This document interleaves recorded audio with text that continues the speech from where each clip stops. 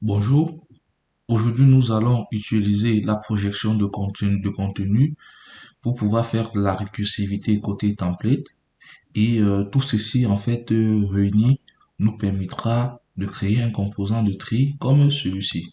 Alors si j'actualise et que on essaye de descendre là, on voit bien qu'on a un composant de tri qui affiche les données de manière dynamique et nous allons reproduire ça de sorte que vous lui passez juste votre data source contenant un certain nombre d'objets et le composant se charge de faire ceci pour vous.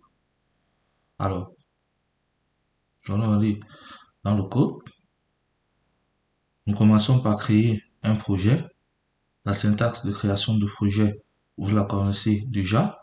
Ici, moi, mon projet, je l'appelle Recursion 8 Content Projection. Donc, il suffit de faire new Recursion 8 Content Projection et vous le créez.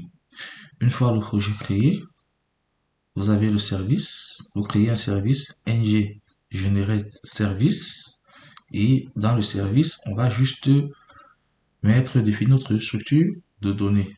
Et nous commençons par définir une interface, puisque nous n'avons qu'une seule interface et qui ne contient pas trop de données, nous l'avons définie là. Et nous initialisons notre tableau data source là avec quelques valeurs, un dossier qui contient de type C qui s'appelle CSS. Le tab c'est pour préciser si c'est folder ou si tout simplement c'est file. Et par la suite, donc, pour créer un composant, moi je l'ai appelé arrowDon, où je mets en fait le SVG qui contient la flèche descendante, un autre right, tant pour moi, où je définis la flèche qui va dans le sens droit pour dire que le dossier, le dossier n'est pas déplié. Et ensuite, j'ai créé un file temp. Bon, après, je l'ai pas vraiment utilisé, mais l'idée au départ, c'était de mettre, si vous voulez, le SVG qui représente en fait l'icône d'un fichier de type file, bien sûr. Et là, dans le app component, je récupère l'objet, mon tableau data source, en fait, de type node, que j'ai défini, bien sûr, là. Celui-là, je le récupère ici, donc ceci, avec un inject. Et ensuite, je définis une méthode issue. Cette méthode, je l'utiliserai plus tard dans le template pour pouvoir savoir si les données d'un dossier sont visibles ou pas. Et là, j'ai un style, méthode getStyle en fait, qui va prendre en paramètre la tabulation afin de définir la marge gauche. Et dans le template, c'est vraiment de la projection de contenu conditionnel.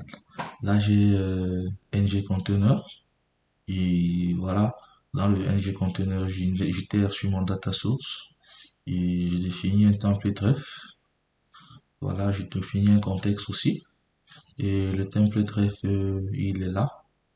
Ici, donc, ce que je fais, c'est pour chaque élément du tableau, pour chaque node du tableau, on teste si c'est un folder, alors ceci s'applique.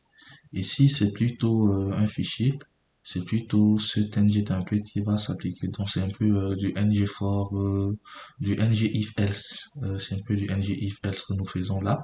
Et voilà, on va faire tout un tas d'actions, on va afficher. Et si, ici, on se rend compte que l'utilisateur a cliqué pour afficher. Lorsque l'utilisateur clique pour afficher les éléments d'un dossier, à ce moment maintenant, qu'est-ce qui est fait? À ce moment, on rappelle le template thèmeref. On le rappelle. Donc, vous voyez, on est dans thèmeref. On est dans thèmeref ici. Et on a rappelé thèmeref.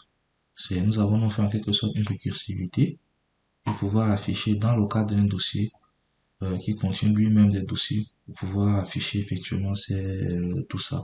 C'est ce que vous voyez là en fait ici. Ça SRC contient des éléments, c'est ce qui est fait. Donc voilà un peu comment nous avons fait en 34 lignes.